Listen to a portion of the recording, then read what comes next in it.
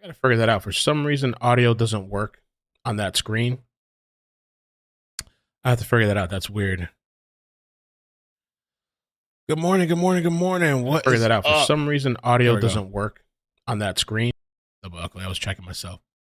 All right, we're here, man. Early today for Diddy.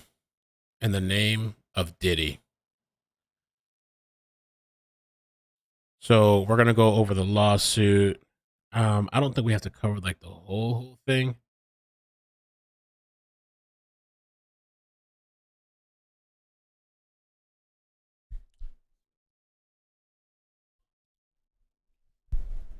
Mic check. There we go.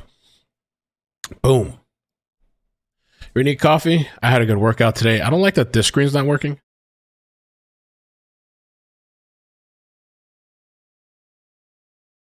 How about now? Can you hear me now? Double check, audio. 1 2 1 2.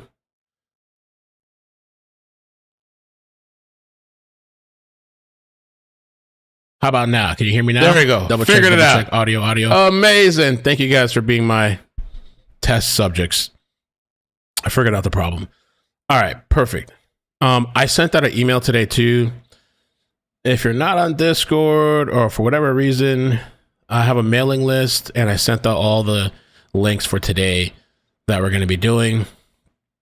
And they're subject to change, right? But let me show you right here what it looks like. Boom, boom. So the plan for today, and I realized something as I sat here. I have the lighting from the windows coming from this way. And the one light that's on my desk is the same way. And I'm like, that doesn't even make sense. I should put the lighting on the opposite side so there's some type of balance. But we'll do it later on today. We'll test it out and see. But yeah, so this is this morning at 10 a.m. I sent the email out with the links. And then we have at 3 p.m., we're going to watch the body language experts, the behavior panel. And then at 7 p.m., we're going to watch the Audrey Cunningham family interview. And, you know, of course, those times are subject to change for breaking news or whatever happens along the way. It's always something happening. So, all right, let me get this loaded up. P. Diddy. Boom. And also, I feel like, let me do something else too before we start this. Boom, boom, boom, boom. Let's see, there's got to be,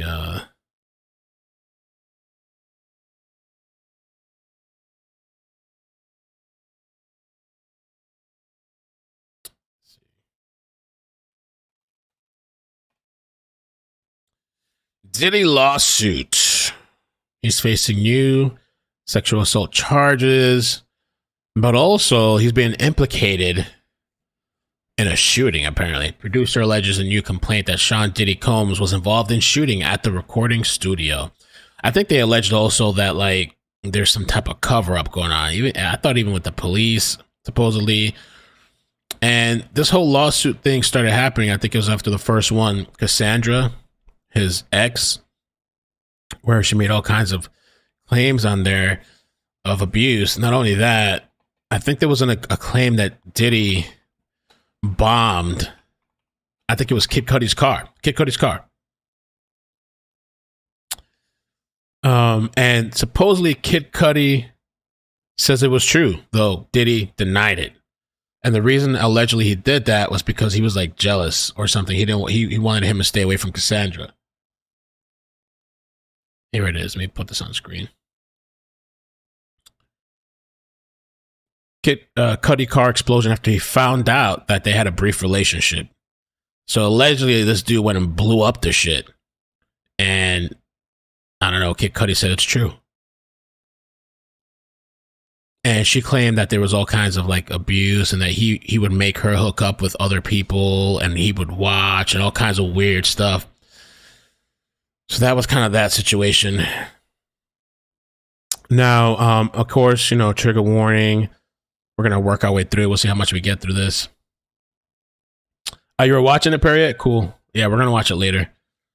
So the plaintiff, Rodney Jones versus Sean Combs, Justin Dora Combs, Ethiopia, whatever, Lucien Charles Grange, Christina Coram, Callis Recording Studios, Love Records, Motown Records, Universal Music Group, Combs Global Enterprises, John and Jane Doe's 1 through 10, and ABC Corporations 1 through 10. Wow. Graphic warning. I actually want to do something here. Hold on 1 second. I think we'll get a better view. Let me do this. Window capture.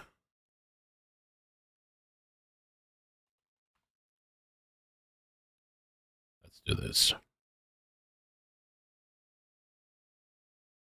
And let's just move it under here. And let's just make this a little bit cleaner. Boom. All right. Okay. So plaintiff Lil Rod Jones, Mr. Jones, alleges as for his complaint against Sean Combs, defended all these people that we just named, jurisdiction and venue. So we'll skip past this up to we'll skip past this. Parties. Okay. Plaintiff Rodney Jones is an American artist and music producer. Mr. Jones resides in the state of New York and California. Defendant Sean Combs is a rapper and a record executive, popularly known by his stage names Puff Daddy, Puffy, P. Diddy, Diddy, Brother Love, or Love. Mr. Combs came to fame in the early 1990s with his record label Bad Boy. Anybody used to listen to Bad Boy back in the day? Bad Boy, he was a hit back then. And people have also thought that he was involved with like the death of Tupac or Biggie, and there was all this stuff. And he's had issues with Mace. Mace had a really dope album back then that I liked. So he rose to prominence in the music and entertainment industry over the decades and is regularly referred to as a hip hop mogul. Mr. Combs resides in the 200 South Mapleton Drive, Beverly Hills, California. Here's Diddy. Defendant Justin Dorr Combs is the son of Mr. Combs, oh Lord, and Miss Hilton. J. Combs was born on December 30th, 1993. J. Combs is a producer and an actor. He appeared in a TV series like Catfish, the TV show Wildin' Out, and Hip Hop Squares. Defendant Justin Dorr Combs resides in Los Angeles. Okay, so that's his son. We got Diddy.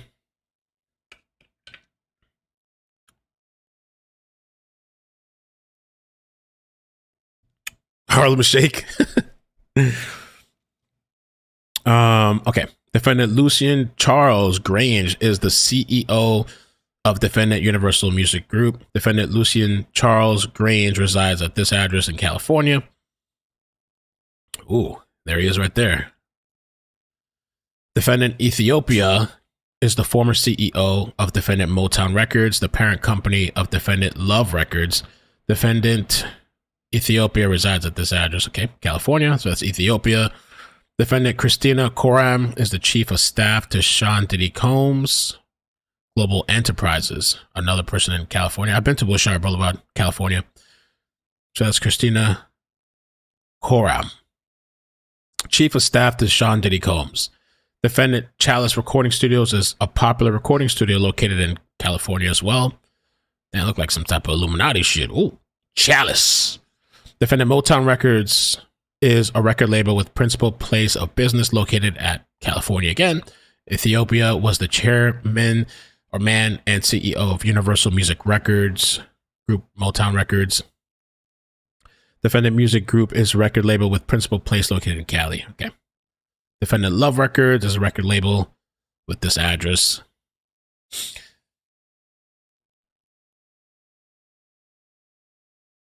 Defendant Combs Enterprises is a diverse portfolio of businesses and investments that includes music, fashion, fragrance, beverage, marketing, film. He's everywhere. Television, media, properties. They have a principal place of business located in New York. Combs Global. Did you guys ever see that clip with Diddy and Fabulous, where they were sitting on Drink Champs, which is a podcast by Noriega? Let's see, Diddy and Fabulous. And the thing is Diddy starts telling him, like, hey, when are we going to party? And he's like, I've already partied you before. But then he goes, no, but when are we going to party? He's kind of like pressing Fabulous a little bit, and it was like uncomfortable. Let me show you, see if I can show you a clip. And then he goes like, I like when you scrape and scramble like that, daddy. You guys ever seen that shit? Let me show you real quick. Yeah, I like when you scrape and scramble. I got Mr. Lee. Yeah, I love this drink. Where you put my bag? I like when you like this, daddy. Yeah, where you put my bag? Daddy, I like Mr. when Lee? you It's scrambling right and scraping for shit. No. I got notes like and that. shit. You know, I've been practicing. I got Yeah. Daddy. Mr. Lee. Yeah, I love this drink. Where you put my bag? I like when you like this, daddy. Yeah, where you put my bag? Daddy, I like when you scrambling and here. scraping. When you scrambling and scraping for shit. No. Okay, yeah, I'm not gonna go over with that one. Make a that wish. one. Just blow it out. It's your birthday every day. Every day's your birthday on Drink Champs. Goddammit, I'm in. Where I look back on where I became. Did you miss me though? For real, because it seems like a thing. I with miss this partying birthday with party, Puff, man. Man, but I'm talking about for your birthday. Huh? Why won't you party with me for your birthday, man? What the heck? We partied for my birthday before. You came to my party. No, but me and you ain't never really party. You know what I'm saying? Eyes, brother. Oh, man. Eyes. I understand. You know what I'm saying? Okay. So check this out. It's me, Tyrese, Ray J, and F. Gary Gray. You know, I'm a type of nigga, I like variety, man. I like people that's unpredictable. You know what I'm saying? I like different personalities. So I was like, I never knew they would become what they are today. But you know what I'm saying? They're like, you know, that sounded like the type of night I want to have in Vegas. You understand what I'm saying? Okay. So I like when you scramble and scrape like that. All right. Bring back the PDF, right? Is that where we're at? Okay. So Rodney Jones, this is the guy that filed the lawsuit. Lil Rod Jones Jr. is from the Windy City, Chi-Town. He was born and raised in Chicago, Illinois. Mr. Jones is the second oldest son and fourth child out of 9 siblings. Mr. Jones comes from a long line of gospel music influencers. Jones started playing instruments at the age of 5. He began playing drums in church, and at the age of 13, he picked up playing the guitar. From 13 to present day, Mr. Jones taught himself to play over 13 instruments. Wow, that's impressive. Mr. Jones, the child prodigy. Okay. Mr. Jones is considered a musical prodigy. His talents have led him to produce and create a commercial marketplace for music that has been recorded by some of the most prestigious and highly acclaimed artists in the music industry. Throughout the duration of his career, Mr. Jones has worked with Southside Chicago music scene, playing with the following legendary guests or greats: Georgia Mass Choir, Donald Lawrence, the Clark Sisters, and the Smoky Northful. On or about August 22, Mr. Jones received a call from Mr. Combs requesting that he produce several songs on a rhythm and blues album titled The Love Album Off the Grid. Love Album. Mr. Jones agreed, and his life has been detrimentally impacted ever since. Okay. Summary of events. And if you guys could hit the like button, please, I'd appreciate that. This almost reminds me of like R. Kelly. And when you're seeing, you know, the whole surviving R. Kelly and the whole documentary and how these people were kind of, seems like enticed with the potential fame and notoriety and working with an artist. And I think a lot of those parents just simply sold out their kids for celebrity and an opportunity and let them go. Just like with Michael Jackson, a Neverland ranch. All right. So from September 2022 to November 2023, Mr. Jones produced 9 songs on Mr. Combs' Love album. Mr. Jones lived with Combs for months at a time. Wow. Spending holidays, birthdays, and missing major family events. Why? Why would you do that? He felt he had no choice. Mr. Jones resided at Mr. Combs' residence located in California, New York City, and Miami. I have heard he has a location in Miami. Mr. Jones also spent several weeks on a yacht, living the life, rented by Mr. Combs in the U.S. Virgin Islands. Well, living the life is what it seemed, I guess. We'll see the darker side. Throughout his time with Mr. Combs, Mr. Jones witnessed, experienced, and endured many things that went far beyond his role as a producer on the Love album. The claims raised in this complaint have been corroborated through witness statements, video and audio recordings, and images Mr. Jones has in his possession. Mr. Combs required Mr. Jones to record him constantly. On several occasions, Mr. Combs took Mr. Jones' cell phone and began recording himself. Wow. As a result, Mr. Jones has secured hundreds of hours of footage and audio recordings of Mr. Combs, his staff, and his guests engaging in serious illegal activity. Mr. Jones has secured irrefutable evidence of the acquisition, use, and distribution of ecstasy, cocaine, GHB, ketamine, marijuana, and mushrooms. I mean, that's not surprising. All those things. The GHB one, though, that one is, I mean, that could be considered the date rape drug. That's one of them. Like, people take that recreationally, and you can take it recreationally, but it's very dangerous. There's a very thin line between having a good time and passed out, not knowing what you're doing, being very susceptible. There's a very, very, very thin line. And it's also, I believe, odorless, doesn't have any kind of taste. So somebody could easily put that in your drink. There's been people, I've heard of stories of people taking it recreationally and taking the wrong amount, passing out or dying. Ketamine is one I've heard also people like to do and party. You know, I'm not entirely surprised at all to hear like this, you know, guy with money, if it's true, has been doing that. But the weird thing too is that they say distribution. I guess that just means hand. I don't think he's selling the stuff, right?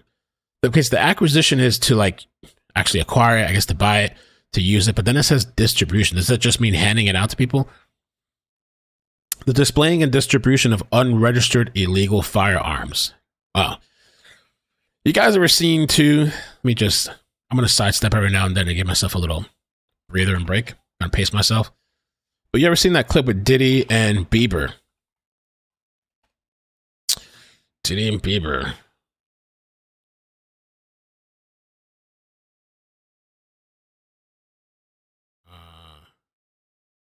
I was trying to find it now. I can't find it. Diddy and Bieber at Diddy's house.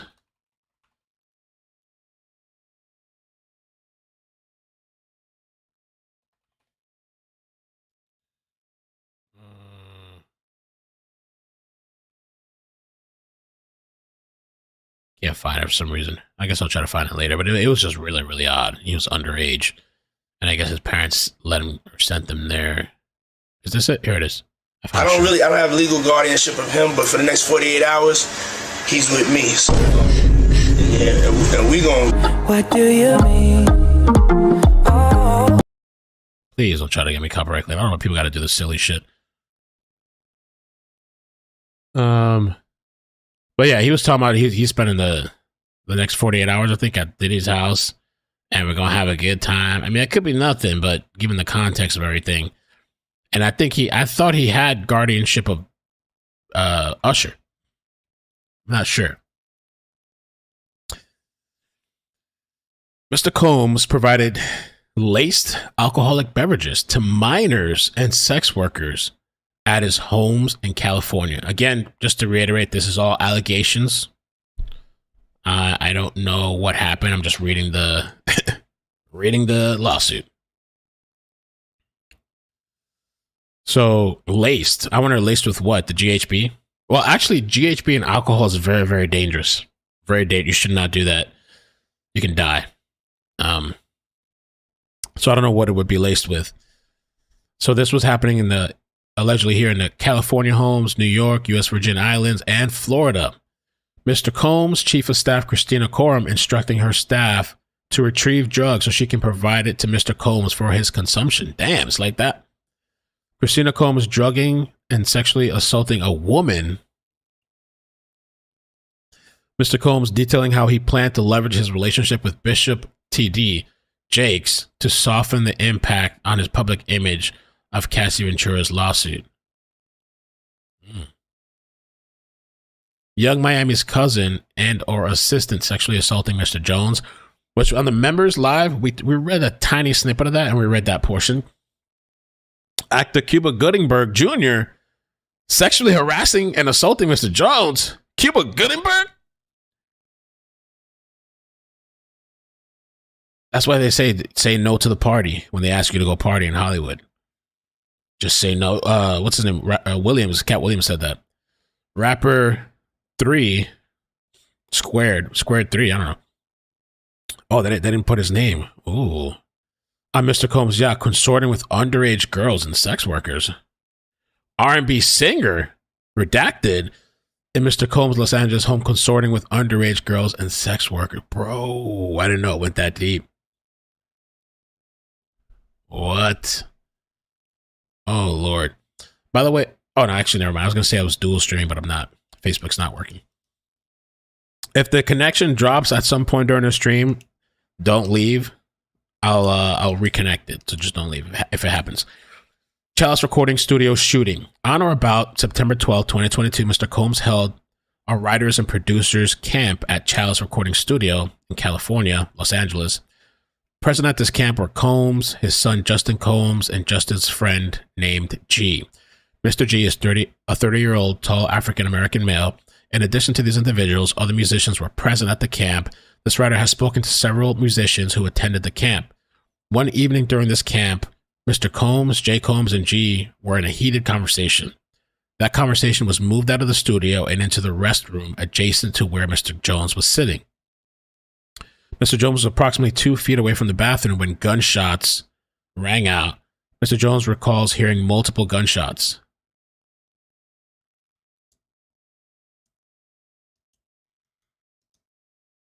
This writer spoke with several employees of the yacht rented by Mr. Combs, who personally witnessed defendant Coram instruct her staff, Brendan Paul, Frankie Santella, Moy Bond, spike bottles of champagne with ecstasy. The thing with that's pretty wild. I wonder if the people that were drinking it knew that. I mean, they're saying there was underage girls. This is some wild stuff. They're saying there was underage girls, but I wonder if the people knew that, or were they just giving them these drinks and the people not knowing to put them in a vulnerable, compromising state for probably to entice them into sex. I don't know why some people are into that. I'm not sure why. She said, I wonder if Diddy had ED and that's why he liked to watch. I don't know. There's people that are into that. I couldn't do that shit. Not with the person I'm with. I couldn't do that. Nah.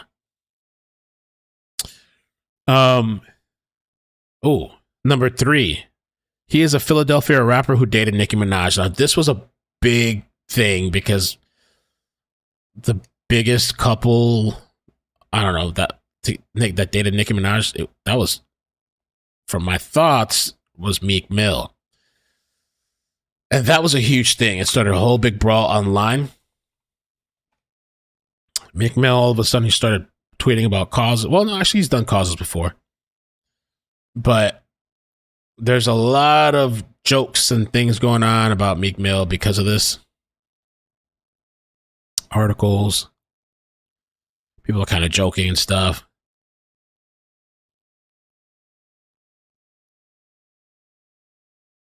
He released an album that I haven't listened yet, but I heard was trash too.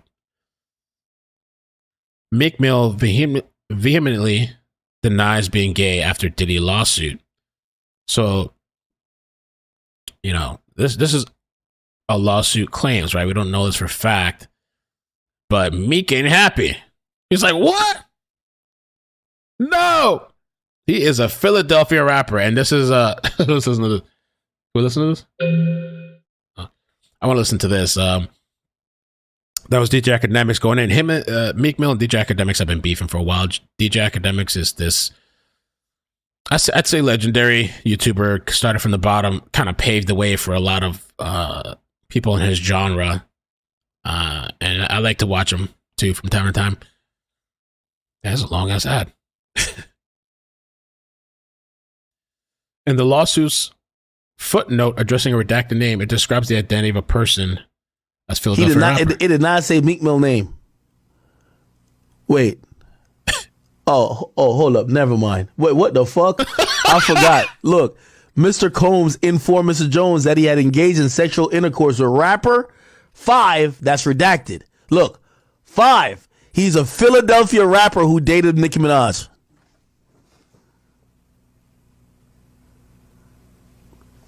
Yo, Meek, we were playing around with that Michael Rubin shit, but if you don't, you've been tweeting about everything on planet Earth. If you don't get a Twitter rant saying you about to get Lil Rod killed, you about to shoot up his block, blow his mama's house up, this is saying that you and Diddy were fornicating.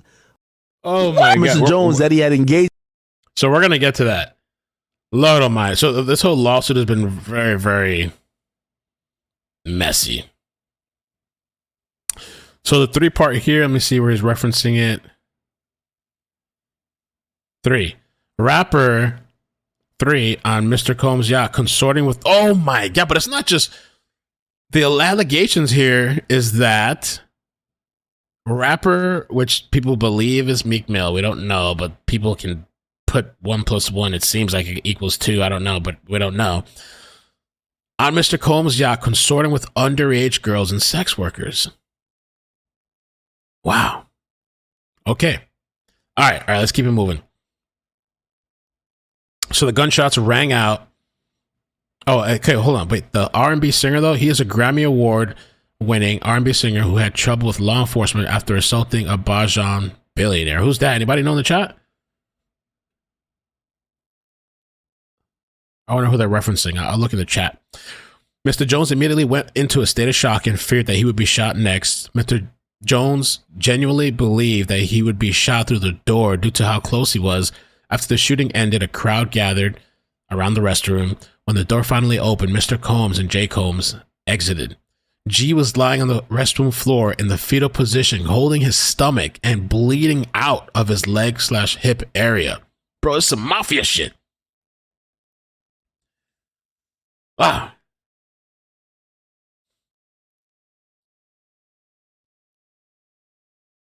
Did you show the matching shirt picture of Meek Mill? No, I haven't seen that. Oh. Everyone stood around, looking upon G, frustrated by the lack of aid to G. Mr. Jones dropped everything and ran to G and immediately began placing pressure on G's gunshot wound to his stomach. As he was applying pressure on his stomach, Mr. Jones realized that G was gushing blood from another area near his leg/hip. He decided to lift G and placed him to sit on the toilet. Mr. Jones asked the crowd to call the ambulance. Mr. Jones lifted G and brought him to the ambulance at the studio's front. At this time, Mr. Combs and Justin disappeared into another part of the studio. Mr. Combs gave strict instructions to inform police that he had nothing to do with the shooting. He also forced Mr. Jones to lie to the police by telling them that G was shot standing outside of the studio by a drive-by assailant. Damn. And here they do a screenshot of the article. Man shot outside of party at Hollywood recording studio. Wow. Oh, you think Chris Brown? Ooh. Oh, Bajan, Rihanna? Ooh. But then over here it says supposedly the R&B singer is Cuba Gooding Jr. I don't know. Those drugs, let me tell you, man. I've told the story a couple of times that I used to work at the hospital, and there was this guy that used to work in environmental, which is another word for like he was doing like janitorial services, like cleaning, sweeping, mopping. And I remember when I first met him, when I started, he seemed like a really nice guy. No problems. Sometimes we'd have conversation, whatever. Close to my time of being done with that job, that dude, I remember I hadn't seen him for a long time. And the last time I saw that guy, I was working in the pharmacy and he came up to me and he was like, hey man, like, can I talk to you? I was like, all right. His face was kind of sweaty. It looked like he lost a lot of weight. And he told me that he had gotten into crystal meth. And he was telling me this odd story because I guess some older guy provided it to him. He got hooked and he told me like he got into all these different things that he thought he would never do, engaging in all kinds of sexual acts. And I felt bad, and I was also kind of creeped out and surprised because I'm like, damn, is this guy high right now, or is it just coming down from the high? It's so crazy to see how that could change somebody. And he was just telling me that, like, he said when you do drugs or even alcohol, he said like you invite the demons or the devil in. And I remember him telling me, I'll never forget that. And he spoke to somebody else too, and like they gave him I think a phone number for a church or something. I don't know whatever happened to that guy, but I was shocked. I was shocked, yo. So this is the article here. The man is in his 30s, was taken to a hospital in stable condition, reportedly shot in the abdomen. No information was released about the suspect, and it is not known if the shooting was gang related. That's wild. Okay. Wow. Mr. Jones has several corroborating witnesses who spoke with this writer anonymously due to the fear of retaliation from Mr. Combs. They have agreed to speak publicly when subpoenaed. So this guy says he has multiple witnesses. With that first lawsuit with Cassandra, Diddy settled out with Cassandra, quietly settled for an undisclosed amount. I don't know how much. I wonder if he's going to do the same with this guy, or this guy wants to take this to court, maybe. I don't know. And expose all this stuff. Mr. Jones has the clothing he wore that day, and he still believes he has the DNA stains of G's blood. So graphic warning there, just blood on the floor. The following screenshots are the aftermath of the restroom where G was shot by either Mr. Combs or J. Combs. Crazy. Aftermath of the shooting of G. Clearly, G was not shot outside of the studio, as Mr. Combs instructed his team to report to law enforcement, which I wonder if they could come back and make charges, if this guy has photographic evidence, or is there like a statute of limitations? I don't know. Mr. Combs and defendants LR, MR, UMG, and CRS provided private security for the writers' camp at defendant CRS. The security was porous and lackluster at best. The fact that Mr. Combs and J. Combs were allowed to enter CRS with guns and those guns were not confiscated by security is a clear breach of duty by Mr. Combs, defendants LR, MR, UMG to protect Mr. Jones and other attendees at the writers' camp. As a result of the shooting, Mr. Jones is severely traumatized and now suffers from PTSD, severe anxiety, depression, and insomnia.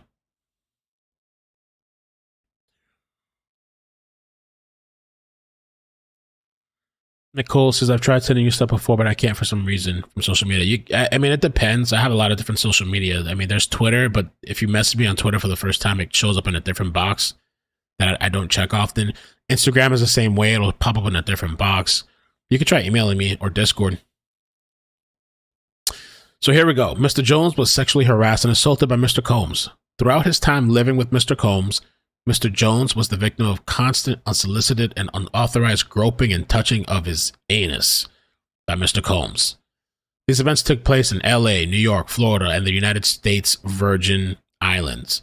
In addition to the unsolicited and unauthorized touching of Mr. Jones was forced by Mr. Combs to work in Mr. Combs's bathroom as Mr. Combs walked around naked and showered in a clear glass enclosure. Damn. Okay. As a heterosexual Christian man, Mr. Jones was uncomfortable with Mr. Combs' advances and expressed his discomfort to Mr. Combs' Chief of Staff, Christina Coram, abbreviation KK. KK responded to Mr. Jones' complaint, "You know Sean will be Sean."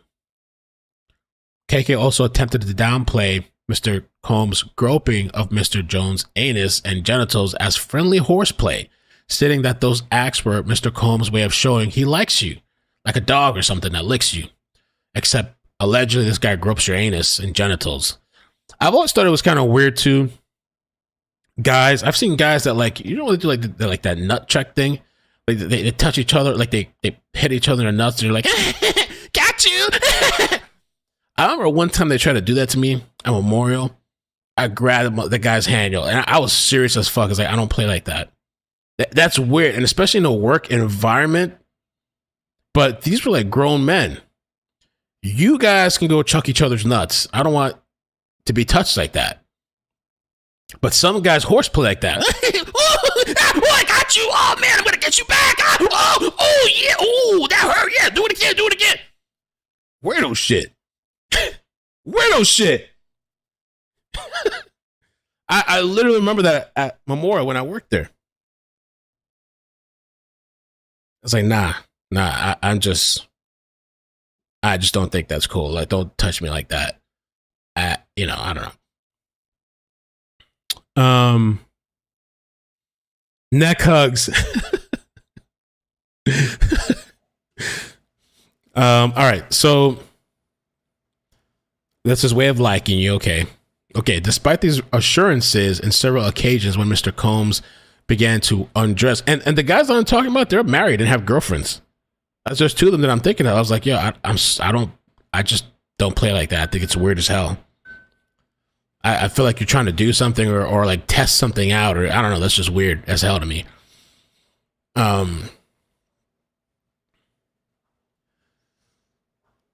right. Despite these assurances and several occasions when Mr. Combs began to undress and walk around his house naked, KK would say, "Okay, I'm leaving now," and she would disappear. KK's hypocrisy is breathtaking at best or enabling at worst. Mr. Jones believes that KK aided and embedded Mr. Combs' sexual assault of him and was working with Mr. Combs to groom him into accepting a homosexual relationship. Through these sexually deviant acts, one would say Mr. Combs has a pattern of practice of engaging in such nefarious activity. This ongoing conduct shows that Mr. Combs cannot be rehabilitated.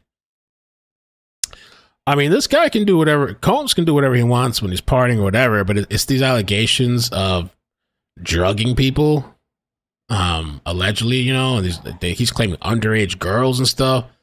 I mean, that's just wild. I know this stuff goes down at parties, you know, but to be drugging people or whatever. But I wonder why this guy didn't leave. If he was there for several years, was he just maybe he didn't have money? Like, I don't know.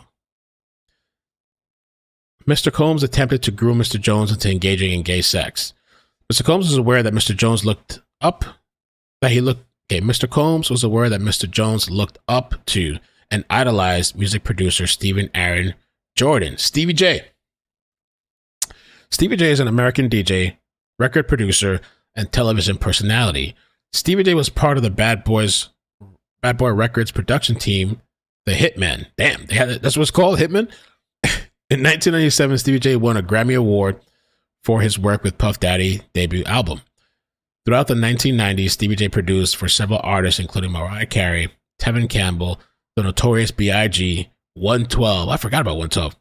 Did 112 have that song like Cherry something? Cherry Candy. What's the name of that shit? Oh, Peaches and Cream. Peaches and Cream. You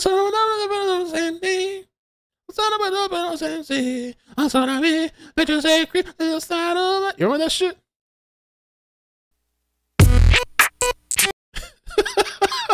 It tastes so good to me. Peaches and Cream. I wonder what happened to him. Jodeci, Faith Evans, Jay-Z, and Eve. Stevie J was one of the producers on the Love album. Mr. Combs used access to Stevie J and his knowledge of Mr. Jones' admiration of Stevie J to groom, entice Mr. Jones into engage in homosexuality. Mr. Jones went so far as to share a video of Stevie J anally penetrating a Caucasian male without a condom. This was done to ease Mr. Jones' anxiety concerning homosexuality. According to Mr. Combs, this is normal practice in the music industry. Look, even Stevie J is doing it. So this guy, I guess, looks up to Stevie J, admires him and everything. And Combs is like, well, I got something for you. And he shows him a video of this guy that he admires and looks up to engaging with another guy. And Combs is like, hey, this is normal. Mr. Combs informed Mr. Jones that he had engaged in sexual intercourse with rapper 5. Whoa. R&B singer 6 and Stevie J. Lord Almighty. Mr. Combs promised to make sure that Mr. Jones wins Producer of the Year at the Grammys if he engaged in homosexuality. Maybe that's what it is. Like these promises of like, your career's going to take off. You know, if you just do these things you're uncomfortable with, look at the image next. Jesus, you're gonna take off. You're gonna blow up. You want that money? You want to be rich and famous? Well, you got to get down. You got to do what we say. And we're gonna take pictures and video of you in case you get out of line. We can put you back in line. The following are screenshots of the video of Stevie J anally penetrating a Caucasian male. Jesus Christ. That Mr. Combs provided to Mr. Jones. You know, I'm glad they cropped it, but Lord Almighty. It's just crazy. So number 5, he's a Philadelphia rapper who dated Nicki Minaj. So this is, again, the whole people thinking this is Meek Mill, where it says that Combs engaged in sexual intercourse with Meek. Lord Almighty. Or Philadelphia rapper, whoever that is. Number 6, he performed at the Super Bowl and had a successful Vegas residency. The writer in possession of the video and will provide a copy to the court. Okay. Oh, God. Maybe I shouldn't show this. This is fucking too much. Oh, my God. I can't have this. All right. It's too much. Them Diddy freak off parties. Peaches and cream. Know what I mean? Peaches and cream. Thanksgiving 2022, Mr. Jones is sexually assaulted by Young Miami's cousin. On Thanksgiving Day 2022, Mr. Jones was in Mr. Combs' house located in Miami. Young Miami and her female cousins were also present. Mr. Combs was intoxicated and offered cocaine to Mr. Jones. Mr. Jones rejected him and proceeded to walk to the restroom. While using the restroom, Young Miami's cousin burst into the bathroom and began groping Mr. Jones. Mr. Jones believes that Mr. Combs sent her in there to assault Mr. Jones. As he entered the bathroom, she dropped to her knees and began performing oral. Mr. Jones exposed his phallus. Mr. Jones exposed penis. Mr. Jones pushed her away and exited the bathroom. Young Miami's cousin did not accept Mr. Jones' rejection, and she proceeded to follow Mr. Jones out of the bathroom. Damn. She started undressing and attempted to straddle him and have sex with him in the presence of Mr. Combs and his staff. That's so weird. Jeez. Hey, Liz, what's up? Good morning. Up early, huh? Diddy was basically placed to be in charge of the Bulls Black Lodge. What's that? In the music industry, similar to the Skull and Bones, allegedly. Damn. This stuff really does happen in Hollywood. Or in the music industry. I've heard of other crazy stories as well. And I mean, honestly, man, if somebody were given ecstasy and cocaine or whatever, you could easily fall susceptible to this type of stuff because you're going to be vulnerable. Your senses are going to be heightened. You're going to be in a very compromising position. And when I was reading this little portion during the members live, this portion when it says here that she started undressing him and attempted to straddle him in front of Mr. Combs and his staff, it reminded me of that movie Requiem of a Dream, which is such a effed up movie. I don't even think I ever want to see that again. It's just a horrible movie. It leaves you like empty inside. Look. Requiem of a Dream. It's an old school movie. It's I would say, I don't know if it's a classic. I would say it's like an infamous. Why is Requiem for a Dream so hard to watch? The movie is widely considered to be the most depressing, disturbing, and downright haunting movies ever made. Some of the characters are sometimes in pain after fights. This isn't graphic or disturbing, but it might be intense for some. The drug sequences and hallucinations are intense and disconcerting. There's just a lot going on in that movie. But when I read this part, the thing that pops in my head is that scene in the movie where like all these guys are watching and the woman is like doing all this stuff. This is crazy. All right. Once again, Mr. Jones pushed her off. The following images are from video of Young Miami and her cousin. Young Miami, her cousin, and Mr. Jones and Mr. Combs. So this is Mr. Jones and Mr. Combs sitting there. Mr. Jones and Mr. Combs on Thanksgiving Day, right before Mr. Combs invites Mr. Jones into the restroom and attempted to force him to take cocaine. And then these are the ladies. Young Miami and her female cousin who sexually assaulted Mr. Jones on Thanksgiving Day 2022. And you got like high definition pictures and video. Trafficking and Victims Protection Act. Throughout this time with Mr. Combs, Mr. Jones was transported from California to New York, Florida, and United States Virgin Islands. During this time, Mr. Jones was forced to solicit sex workers and perform sex acts to pleasure Mr. Combs. I just wonder how he was forced to do this, to have sex with sex workers. Was he held at gunpoint? Was he afraid to leave? Was he in fear for his life? On or about February 4, 2023, Mr. Combs forced Mr. Jones to bring prostitutes and sex workers back to his home in Miami, Florida.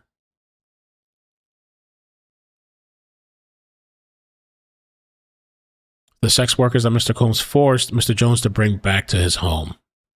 Okay, there's a picture there, I guess. On or about February 2nd, 2023, incident, Mr. Jones believes Mr. Combs drugged him. Mr. Jones recalls waking up naked, dizzy, and confused. He was in a bed with two sex workers and Mr. Combs. Oh, God. He also recalls aimlessly wandering around the house with no clothes on. Wow.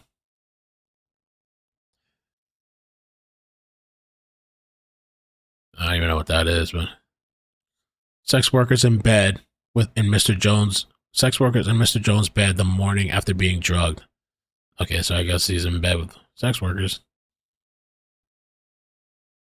On another occasion in Miami, Florida, on Thanksgiving night of 2022, Mr. Combs asked Mr. Jones and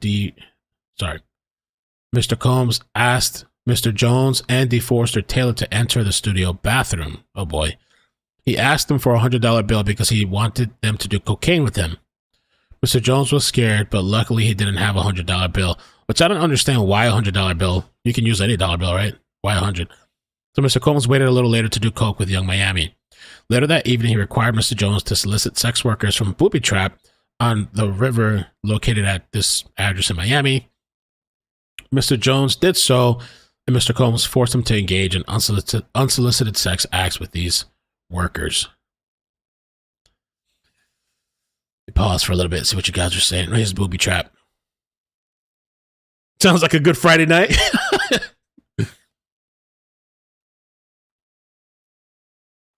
Sex, drugs, and the music industry. When I'm listening to the story, I think we're gonna go up to like page 30 or something.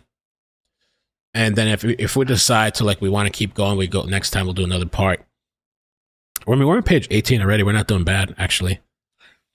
We're definitely not doing 73 pages right now. But I glimpsed it last night. I think 30 pages in is like we just get a lot of what we need to know. I think we're already getting the gist, but only $100 bills, right? Hundreds are cleaner. Oh, really? Krista says because they say hundreds are cleaner. Oh, Jamil says $100 bills are the least handled bills, less content. Oh, that makes sense. Actually, I didn't think about that. Damn, that's crazy.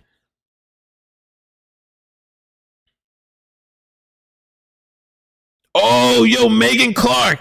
That video is wild. Hold on.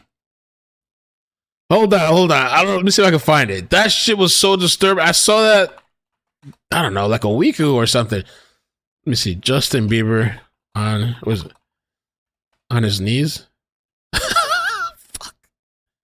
No, it can't be, man. This was really weird. It says, what was Justin doing to Odell Beckham? Some people say he was just on the floor. Hold on.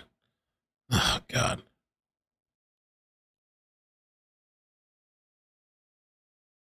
The look, this is a weird look in his face, though. Let me see.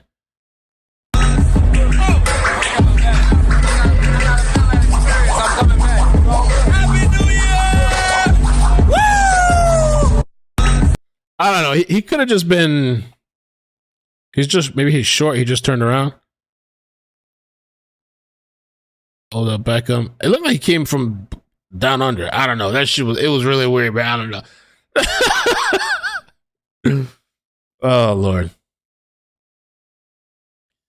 All right. So this is the booby trap on the river. As part of Mr. Jones' sex work recruitment tools, Mr. Combs provided Mr. Jones with an exclusive bad boy baseball cap. Oh, Lord. And required him to wear it to booby trap on the river as a signal to any sex workers he approached that Mr. Combs was in town and had sent Mr. Jones. Wow. Okay. Mr. Jones had no desire to visit booby trap on the river. Mr. Jones had no desire to solicit sex workers from booby trap on the river. Mr. Combs used his power and influence to intimidate and force Mr. Jones into soliciting sex workers from the booby trap. As detailed below, Mr. Combs used many tactics to maintain dominion and control of Mr. Jones. Apparently, these workers were accustomed to servicing Mr. Combs and would know that he is in town by the sight of the bad boy's baseball cap. The following are Instagram profiles of the two sex workers that Mr. Combs required Mr. Jones to solicit and have sex with at his home in Miami, Florida. Mr. Jones had no desire to solicit or have sex with the individuals. In the previous paragraph, Mr. Combs used his power and influence to intimidate and force Mr. Jones into sleeping with these women. The following is the phone number of another sex worker that Mr. Combs required Mr. Jones to solicit and perform sex acts with at his house in Miami, Florida. Wow. Mr. Jones had no desire to solicit. Okay, we get it. Mr. Combs, okay, got that too. Same repeating stuff. Many tactics. Okay. He promised him a Grammy. So this is the stuff he promised him. He promised him a Grammy for Producer of the Year for the Love album. He offered him $250,000 to purchase all the instruments he wanted. He promised him ownership of his $20 million property, One Star Island in Miami, Florida. He promised access to record label executives like defendants Lucian Charles Grange and Ethiopia. Mr. Combs would often switch up his approach. He would go from promising Mr. Jones the world to threatening Mr. Jones with physical harm. Mr. Combs threatened to eat Mr. Jones' face and inform Mr. Jones that he is willing to kill his mother, Janice Combs, if he must in order to get what he wants so he wouldn't think twice to harm Mr. Jones. Damn. So I was waiting for the part, I guess this is the explanation why he wouldn't have left. Because part of me was wondering, like, was he just enjoying the lifestyle up until this stuff started happening, and then he didn't like what was happening, but all these promises of this and that and the limelight and you're going to be famous, you're going to be winning an award and all this stuff. But in this threat, yeah, I mean, this guy allegedly says he's willing to kill his own mother. Sacrifice.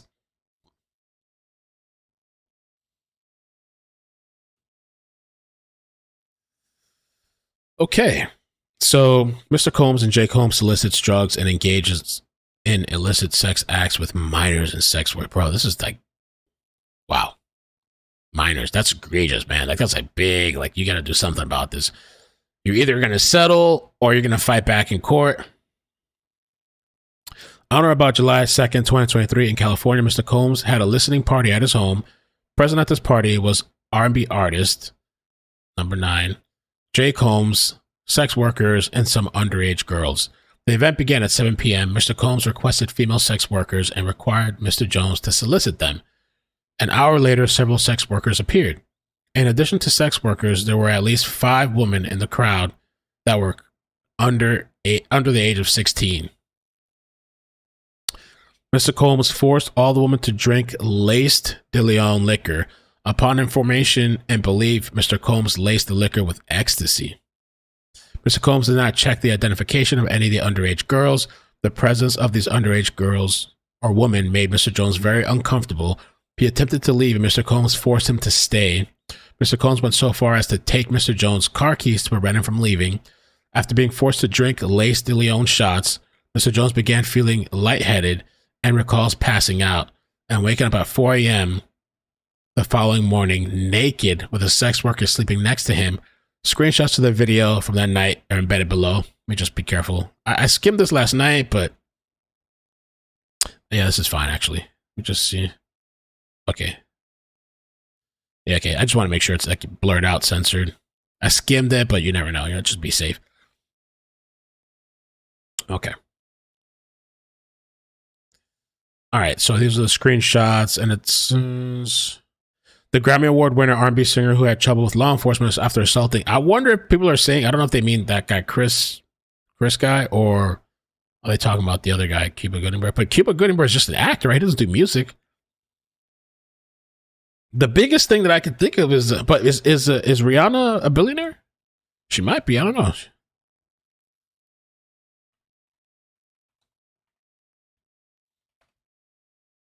Wow, she's worth 1.4 billion. I wonder if that's who they're referencing.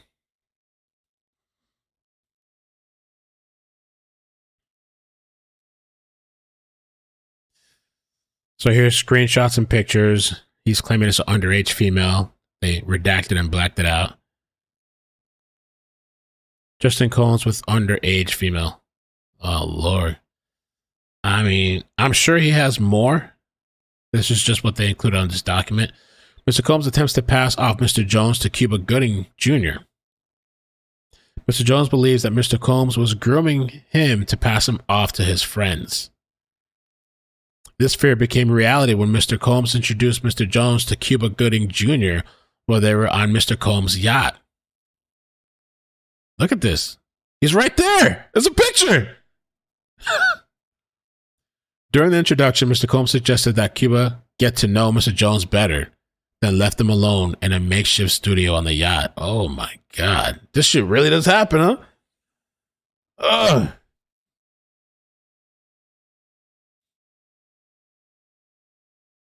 Mr. Combs and Cuba Gooding Jr. moments before Mr. Jones is assaulted. As evidenced by video, so he claims he has videos of all this stuff. Obviously, they can't attach a video to this document, but I guess they included screenshots, of which screenshots are embedded below. Cuba Gooding Jr. began touching, groping, and fondling Mr. Jones's legs, his upper inner thighs near his groin, the small of his back near his buttocks, and his shoulders. Mr. Jones was extremely uncomfortable and proceeded to lean away from Mr. Gooding Jr. He rejected his advances, and Mr. Gooding Jr. did not stop until Mr. Jones forcibly pushed him away. The following is a screenshot of the encounter with... Oh, Lord. Jesus. Damn. Who's taking the pictures and stuff in the video of this shit?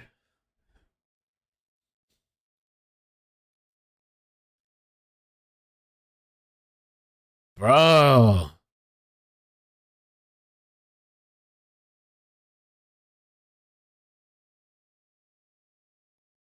Show me the phallus, Cuba. The Love album. Throughout this time with Mr. Combs, Mr. Jones was under an implied work for hire agreement. He was not compensated for his time living with Mr. Combs or for the songs he produced. I guess Combs figured, hey, you're living for free, you're partying for free, that's your pay. I don't know. As evidence, he was listed as a producer on the following songs on the Love album final release: Deliver Me, Stay Part 1, Reaching What's Love, Stay a While, Moments, Need Somebody, Homecoming, and Tough Love. Mr. Combs and the defendants LR, MR, UMG all benefited from Mr. Jones's work product. They failed to compensate Mr. Jones for his work. As a result, Mr. Combs and defendants LR, MR, UMG were all unjustly enriched at the expense of Mr. Jones. Mr. Jones attempted to work with Mr. Combs to secure his publishing and royalty rights for the work he completed on the Love album. Mr. Combs only offered Mr. Jones $29,000 for 13 months, thousands of hours of work, and 9 songs that made it to the Love album. Ironically, Mr. Jones was willing to take $50,000, his publishing and royalties. Mr. Combs' self-serving greed would not allow him to pay Mr. Jones an additional $21,000. Ooh. Cuba Gooding Jr. has a storied history of sexually assaulting and forcibly touching individuals against their will, and they included a link. Oh, boy. Let's check it out real quick. We'll sidestep for a minute. I never knew this. I never even heard of this before with Cuba.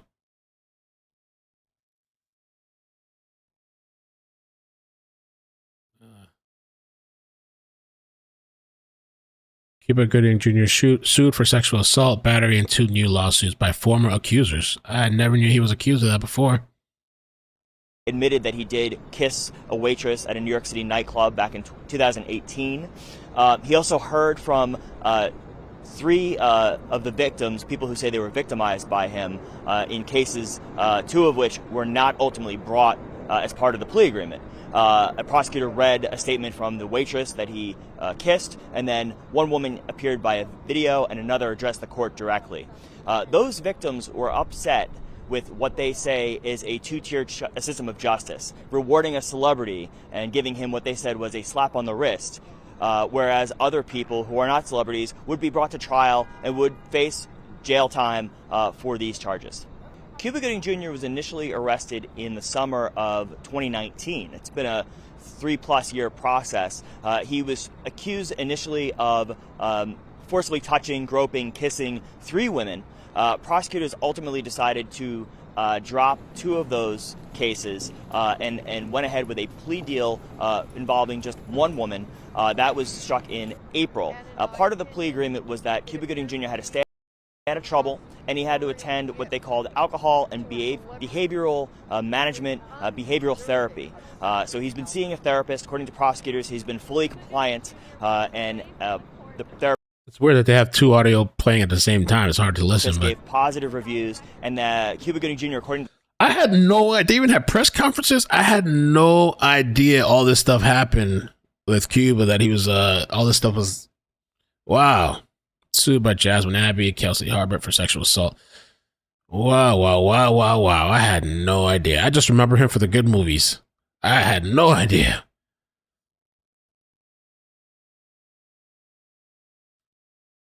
The guilty plea allowed Gooding to escape jail time, fulfilling a conditional agreement that saw Gooding plead to charges involving just one of what the prosecutor said were allegations from at least 30 women.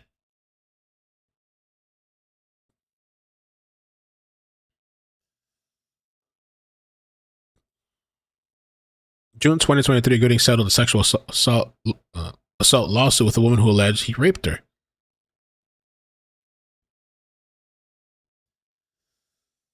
Mamma mia. Mamma mia.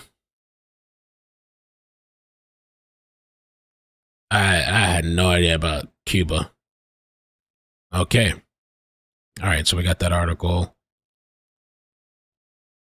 The writer has retained other creatives, artists, and writers who have experienced the same treatment from Mr. Combs and will file a suit in the coming weeks. So P. Diddy has more coming for him.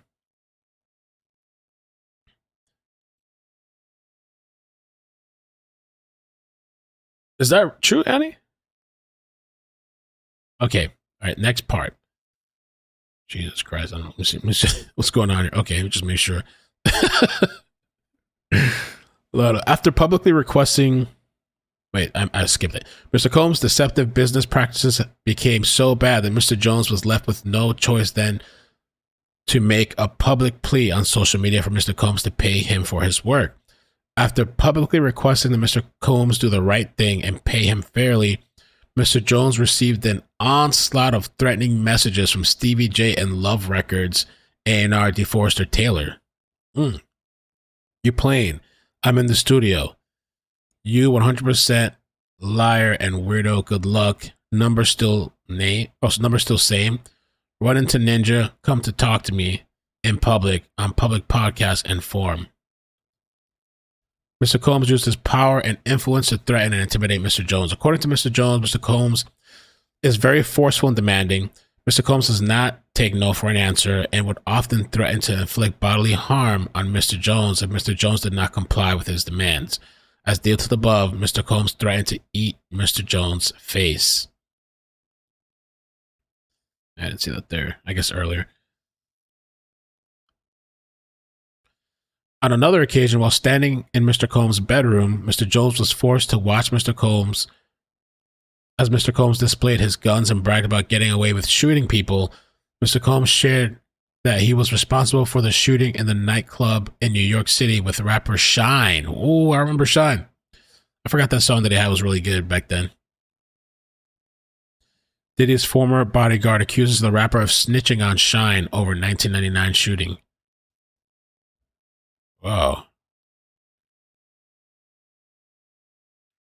He shared that artist and Mr. Combs' girlfriend at the time, Jennifer Lopez, J-Lo, carried the gun into the club for him and passed him the gun after he got into an altercation with another individual. Wow, look at this. Hell nah. Sean Combs, Jennifer Lopez arrested after an NY shooting.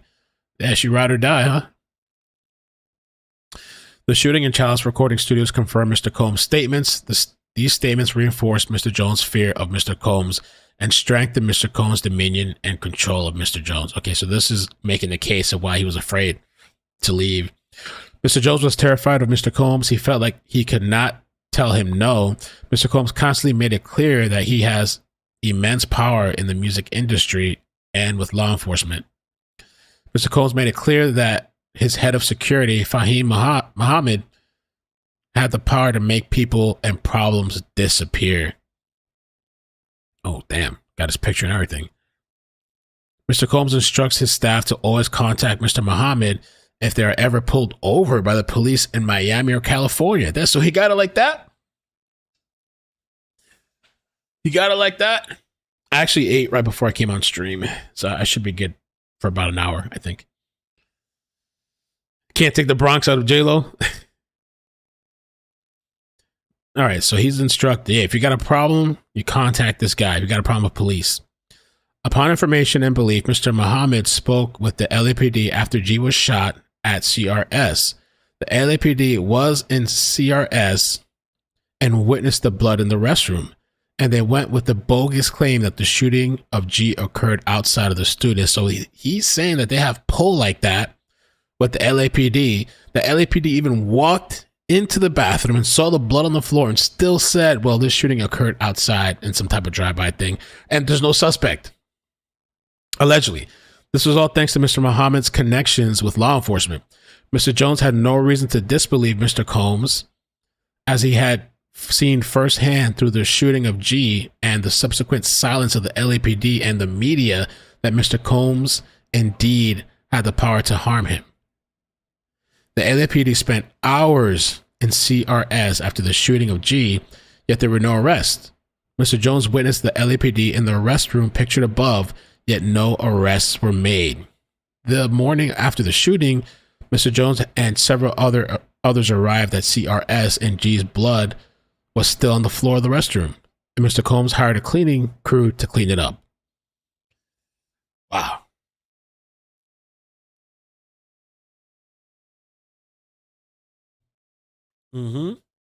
Michael says, crazy how when you got plenty of cash, the things you can get away with make the problems disappear.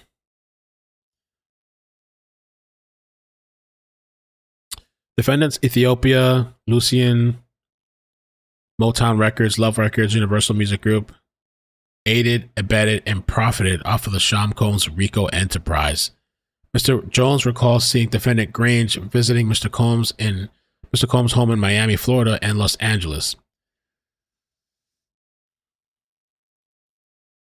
TikTok is one of the most important short video platforms in the world. It has significant impact on the spread of global music. Today, it is believed that artists are paying more and more attention to producing music suitable for dissemination on TikTok due to failed contractual renewal negotiations between Universal and TikTok. A lot of the music, it says. Okay. According to Mr. Jones, whenever defendant Grains visited Mr. Combs at his homes, it would be in the evening, and he and Mr. Combs would disappear for hours in Mr. Combs' bedroom. Damn. Defendant Grains sponsored and attended several Love album listening parties at Mr. Combs' home in Los Angeles, California.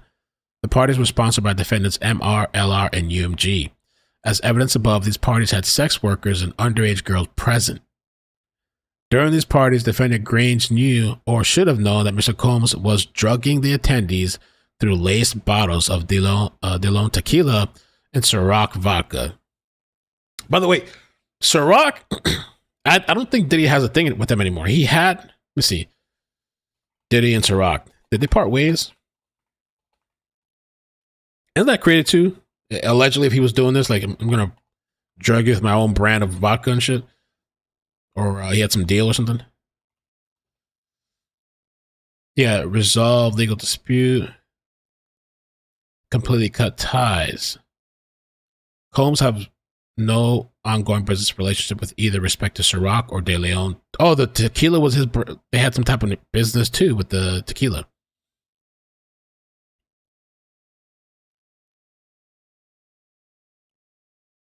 Damn. Okay. It is no secret that Mr. Combs had specific bottles of alcohol designated for females and other bottles designated for his staff, his artists, and himself. This fact was detailed by former artists and bodyguards of Mr. Combs. As a sponsor of these events, Defendant Grange had a duty and obligation to ensure that sex workers and underage girls were not present and that Mr. Combs was not spiking the alcohol with date rape drugs. On YouTube channel, The Art of Dialogue, former bodyguard, Jeannie Deal, exposed Mr. Combs' pill mixing method used to spike cranberry juice and orange juice. According to Mr. Deal, Mr. Combs would place ecstasy and other date rape drugs in the juices.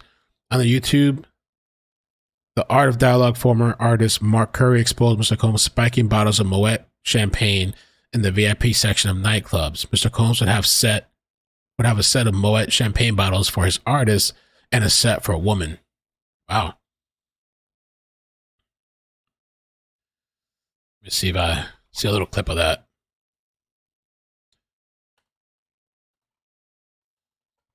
Spiking drinks.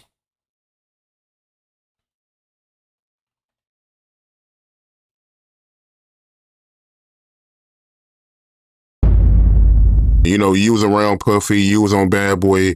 You know, looking at this lawsuit, Cassie, she claims that her and Diddy had freak-off sessions where they would get a male You talking about the freak-off session where they used to do in the studio and all of that over different entertainers' houses and stuff? Where they be having them parties where they won't invite you to? And they be like, we having a party tonight, but this ain't your kind of party. You be like, yeah, I ain't going. I don't want to go. Freak-off parties, when you go in there and it be, let me tell you something. We used to go in the club. We go into the nightclub, right? And we go and get to the VIP. All of these girls come around the VIP and they just be standing there. And like, let me tell you something, man. I'm going to get back with you. We got to rewind this back.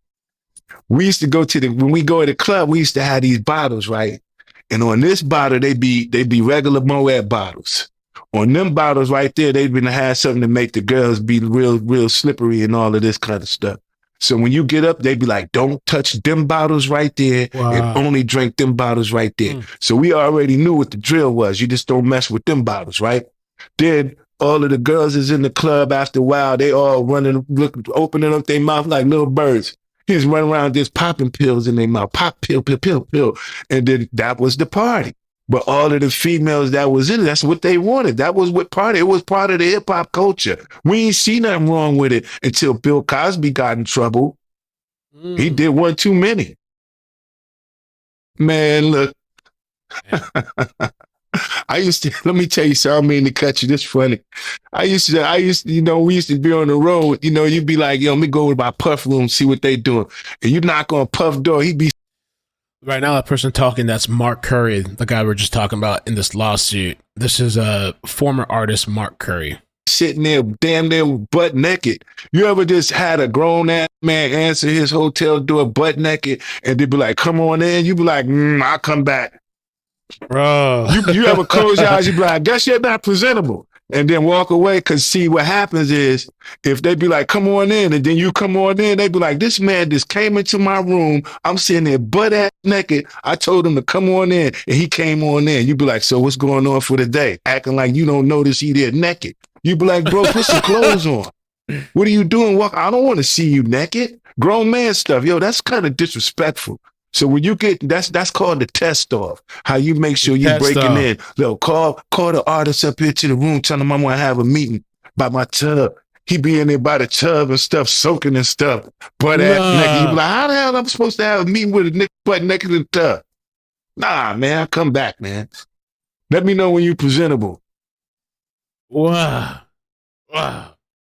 This dude, let's have a business meeting. He over there naked in the bathtub, scrubbing bubbles and shit on himself. Come on in. Allegedly. Jeez. Oh, so this is the continuation of the TikTok thing. Had to be removed from TikTok. This comes from the alleged lack of protection TikTok takes to ensure UMG artists' rights and creativity is preserved as well as fair compensation. On the contrary, it has been alleged that the renewal failed due to UMG's own financial agenda and putting their interests first before the artists. This move has cost artists affected huge opportunities to further their growth and development within their art, as well as a huge financial loss. However, UMG will still continue to profit off these artists, whether their music will be released back to TikTok or not. Yeah, I heard they did like a big pull or something with the music stuff. I don't know what. All right. The writer has spoken with several former employees of Mr. Combs who witnessed defendant Coram instruct her staff to lace champagne, De Leon, and Ciroc liquor bottles with ecstasy and other illicit drugs. Mr. Jones recalls seeing defendant, I think that's, Coram, I think. Or, no, Hab Terimian, I think that's, I forgot her first name. Ethiopia. Visiting Mr. Combs' home in Miami, Florida, and Los Angeles, California. According to Mr. Jones, whenever defendant Ethiopia visited Mr. Combs at his home, it would be in the evening, and Mr. Combs, would disappear for hours in Mr. Combs' bedroom. According to Mr. Jones, defendant Ethiopia visited Mr. Combs at defendant CRS during Mr. Combs' writing camp. Defendant Ethiopia sponsored and attended several Love album listening parties at Mr. Combs' home in Los Angeles. These parties were sponsored by defendants MR, LR, and UMG. As defendant above, these parties had sex workers and underage girls present. These parties, Ethiopia knew or should have known that Mr. Combs was drugging it's kind of the same thing, was drugging them as a sponsor to do the obligation to not let this guy spike allegedly drugs. Defendant Christina Coram is the Ghislaine Maxwell to Sean Combs. Oof. Oh, they got a side-by-side profile. Wow. Can I save this? Take a snapshot. Write this out. All right, wait, what page is this? I gotta get this later. I want to save this picture. I could use that for a thumbnail or some shit. Hell nah. Wow. She looking crazy as hell too. That's her? Christina Coram? Is that her? Is that...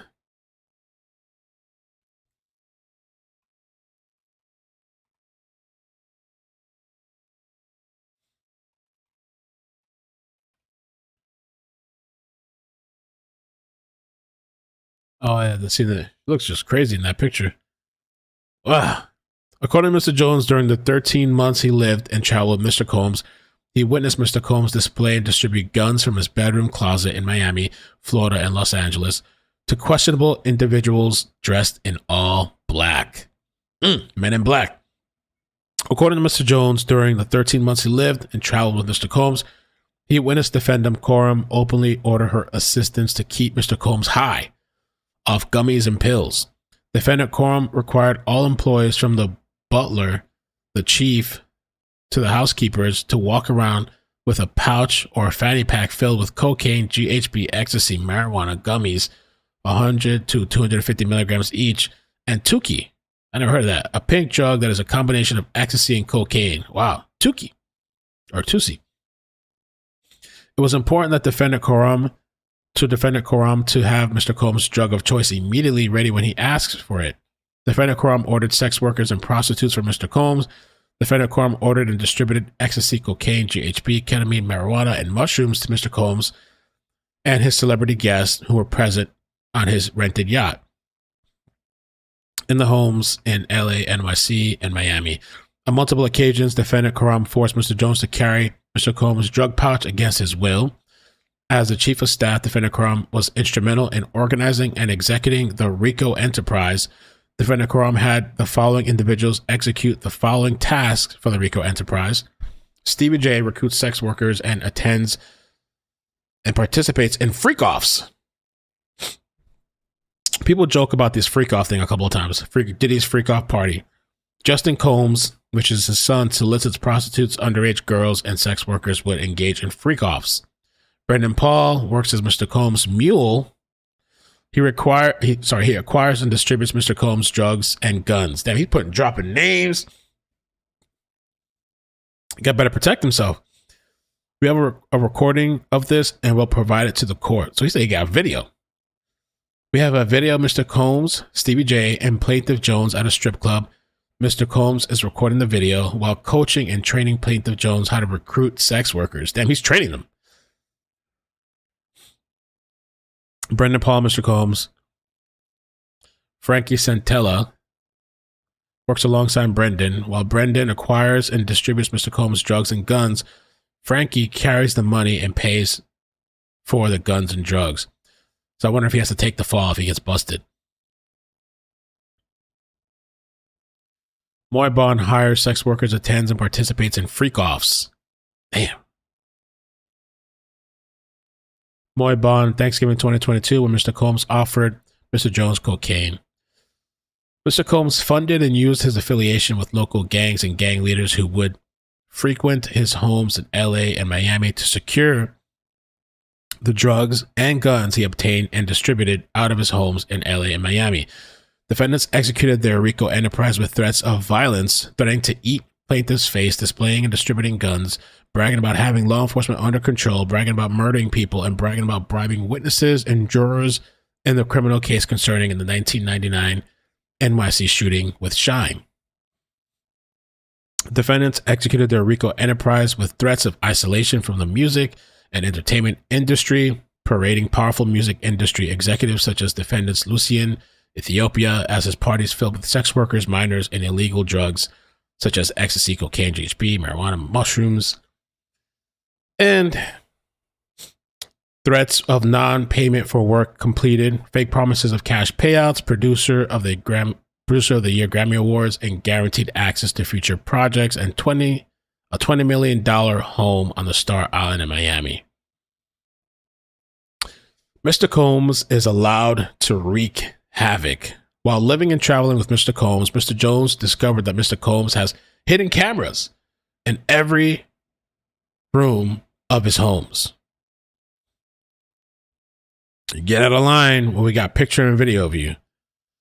Mr. Jones believes that Mr. Combs has recordings of defendants Lucien, Ethiopia, as well as other celebrities, music labels executives, politicians, and athletes. Upon information and belief, these individuals were recorded without their knowledge and consent, and as in the case with homosexual sex tape of Stevie J and Mr. Combs, that Mr. Combs provided to Mr. Jones. Damn. Mr. Combs possesses compromising footage of every person that has attended his freak-off parties and his house parties. Upon information and belief due to the treasure trove of evidence he has in his possession, Mr. Combs believes that he is above the law and untouchable. Upon information and belief, Mr. Combs employs Jose Cruz as his IT director.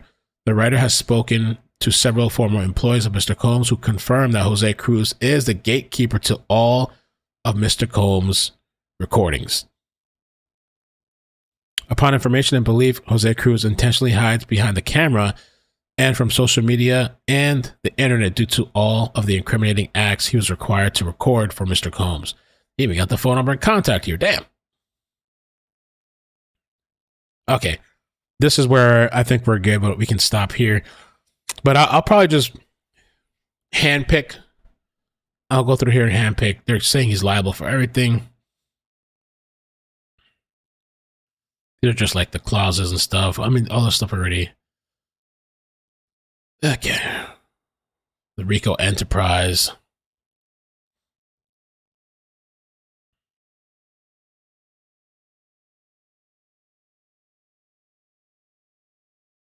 Upon information and belief, the RICO enterprise has existed for the last 20 years, dating back from 1999 nightclub shooting in NYC when Mr. Combs required his then-girlfriend Jennifer Lopez to transport his illegal firearm into the nightclub. Mr. Combs forced his then-artist Shine to assume responsibility for the shooting of several individuals. Mr. Combs used his power, money, and influence to bribe jurors and witnesses. That's a big claim. Such as a friend of the shooting victim, Natanya Rubin, who reported to law enforcement that she saw Mr. Combs and not Shine pull the trigger and shoot her friend in the face. Natanya later testified at Mr. Combs' criminal trial that she was tying her shoe and may have not seen who shot the gun. She later confessed that Mr. Combs paid her. Let's look up this woman.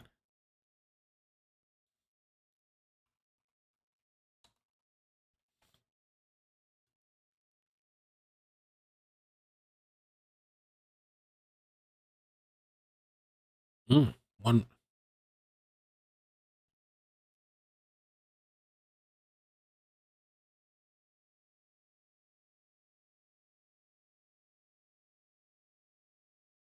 Woman shot in face during infamous Shine Club shooting continues to insist Diddy is the person who shot her. Wait, who shot her? Woman shot in face during infamous club. Oh, she insists. Continues to insist its person is Diddy who shot her.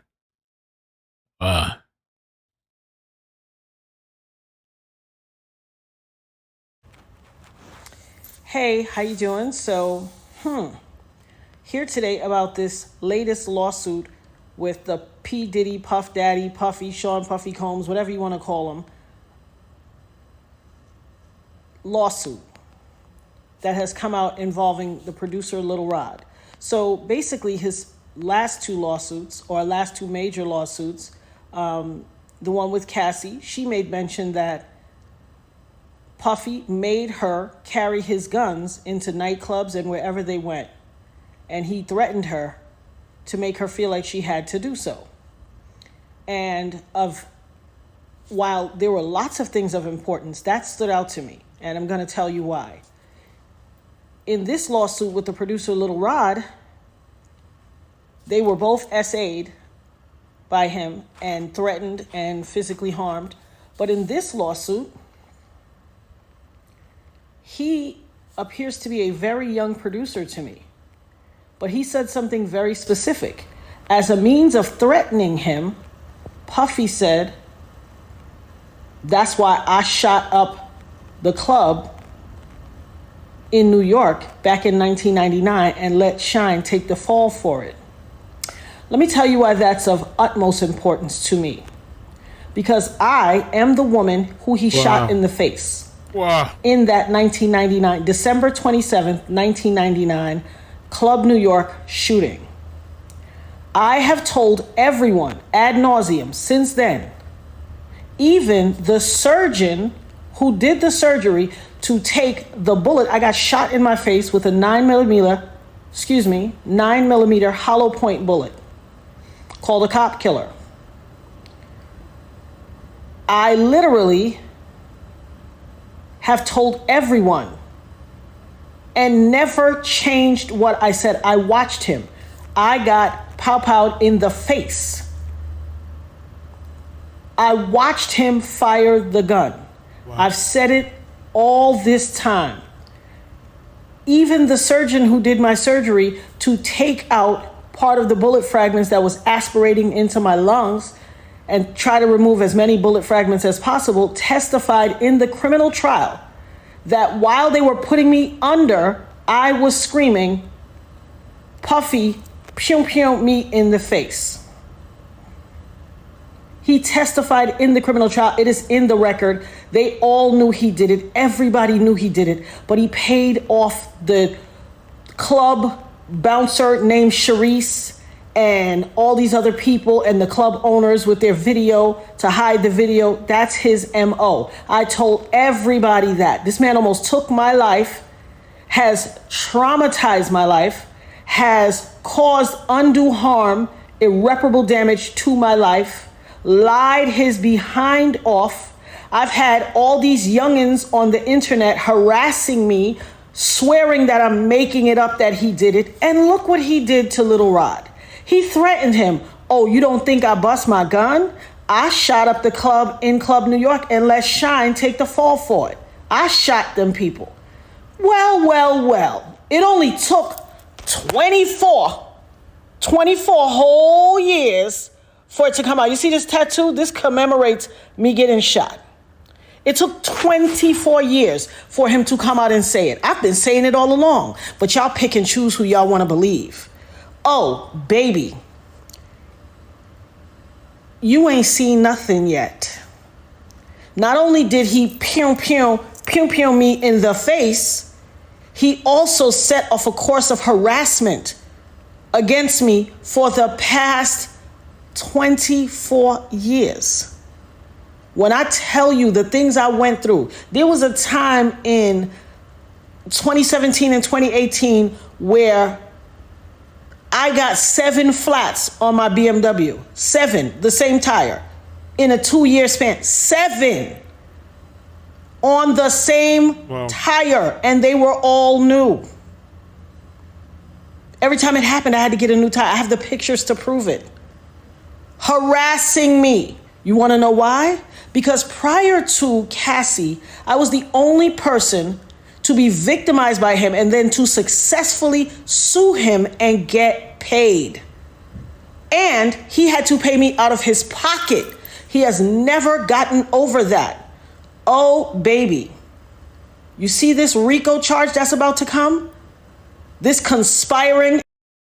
That's what I was wondering too. Could there be a RICO charge that comes from this?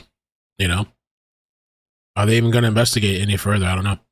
And pew-pewing up the club and ruining or attempting to ruin my life. As God as my witness, I will not stop until you suffer every single iota of punishment, until I have every second of recompense that you took from me. For every tear that I had to cry or my children had to cry, I am going to get $1 million back from you.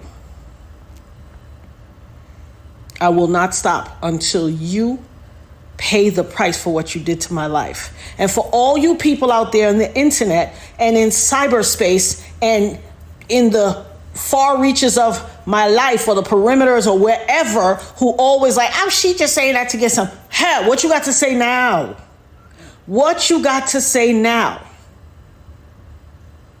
I had some youngins on the internet that ain't even old enough, that weren't even alive when it happened, arguing me down, cussing me out, calling me everything but a child of God. Go check Instagram, it's there. Harassing my life.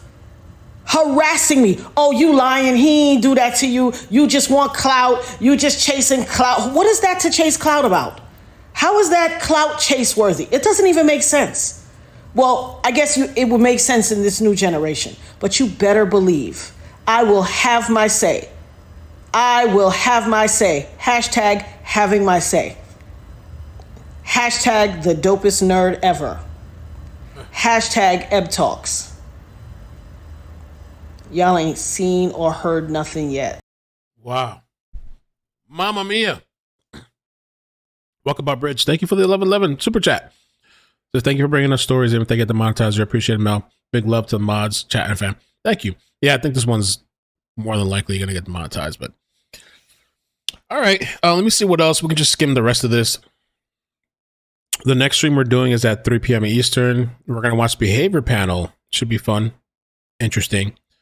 They're analyzing Madeline Soto's parents. Well, the mother and the boyfriend. The RICO enterprise continued throughout the years, including during Mr. Combs' 10-year relationship with his girlfriend, Cassie. According to Ms. Ventura's civil complaint, the RICO enterprise continued in her relationship with Combs when Combs forced her to carry his gun in her purse, forced her to engage in unwanted sexual acts with male prostitutes / sex workers, forced her to consume dangerous amounts of ecstasy, cocaine, GHB, ketamine, marijuana, alcohol, and paying a member of his security $5,000 to blow up the vehicle of Kid Cudi because he was jealous and insecure of their relationship.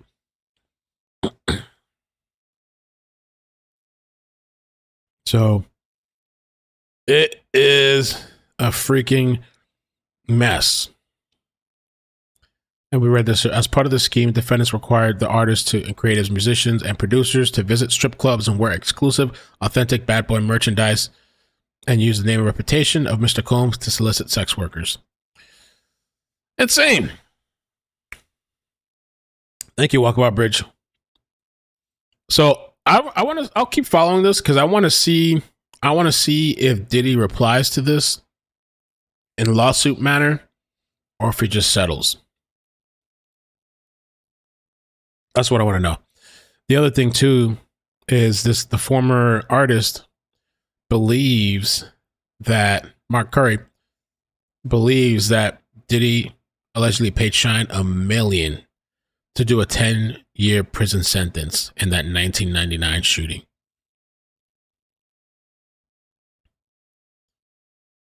Diddy shot me in the face, not Shine, says victim from infamous New York club shooting. That is crazy how long some of this stuff has taken to surface. I believe, these are allegations. It's a lawsuit. It's a civil thing. But I believe a lot of this shit's probably happened. I believe it. I'm not surprised if this is the stuff going down in Hollywood or some of the people connected at the top. You got to sleep with each other and it's just like a thing. Partying, whatever. Cameras all over the house. I believe that too. Thank you, JB. JB, thank you for the PayPal. For the 20, says because this is for sure getting demonetized.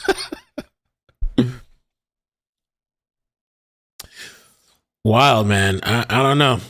And then the thing too, you got to think about it. Be careful. I don't know what your kids going out to these clubs and stuff because I wouldn't be surprised too. People lacing the drinks. I mean, I don't know what I was wondering. I don't know if some of these people knew or not that it was laced or not.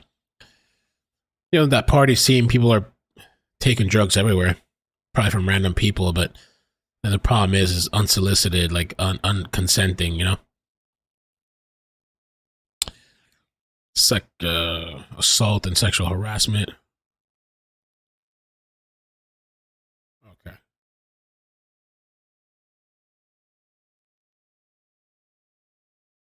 All right. Yeah, that's pretty much it. We did this a lot faster than I expected. I thought it was going to be like hours. That's why I allotted some extra time, but we did good. J-Lo went to jail for Diddy's gun too when she dated him. Wow. People take the fall for Diddy. So yeah, I'm very curious to say. Kid Cudi said it's true. Kid Cudi said that explosion thing was true.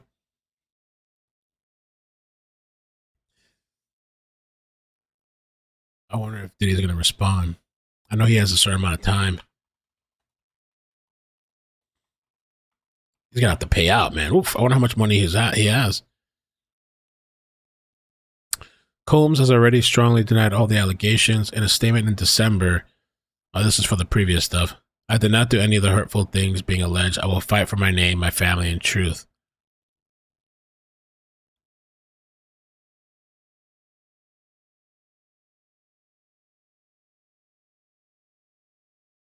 Rolling Stone did an article as well on Diddy.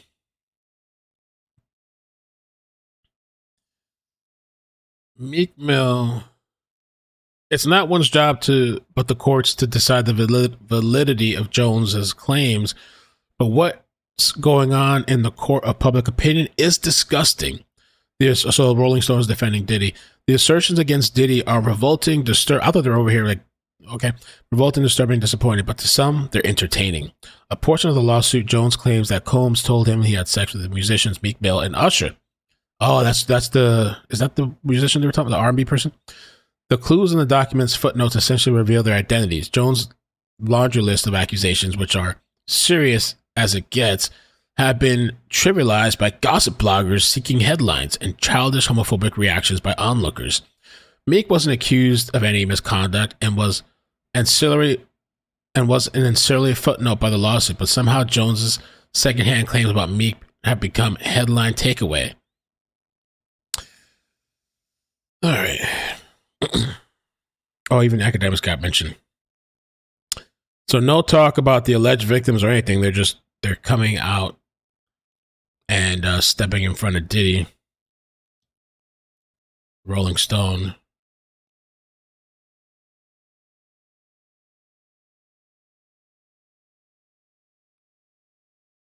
Diddy responds.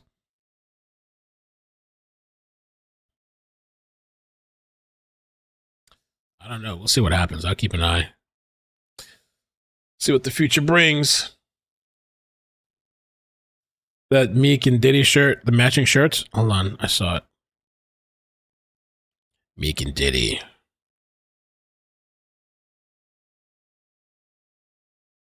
It's in my confessions when I go, I don't know what to do. I'm gonna give part 2 of my confessions. But don't tell I'm gonna try to tell it all. Oh, but a phone call. I don't know what to do, but to give part 2 of my confessions. This is gonna be the hardest thing I think I ever had to do. Oh, Usher can tell you about the Puffy Flavor camp. Oh, I heard about that. He was sent there to live with Diddy when he was 13. When Diddy and Meek Mill had the matching outfits, I knew what it was. It's kind of interesting how the media, I mean, these are some very serious allegations. The Rolling Stone's just like, well, stop talking about it with Diddy. What? How many lawsuits has he had? Huh?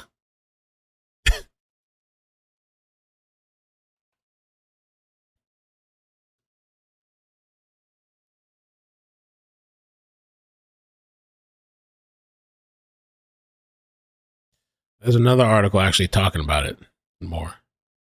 But they don't want to let me view it.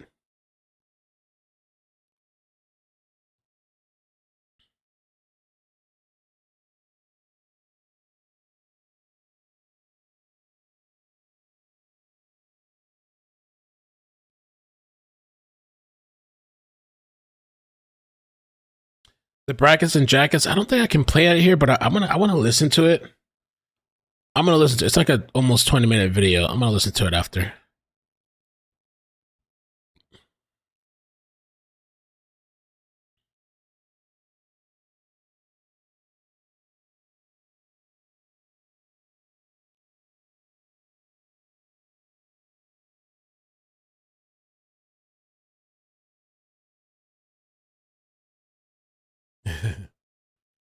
All right, guys. Well, I'm going to head out for now. I will be back later at, I guess, 3 p.m.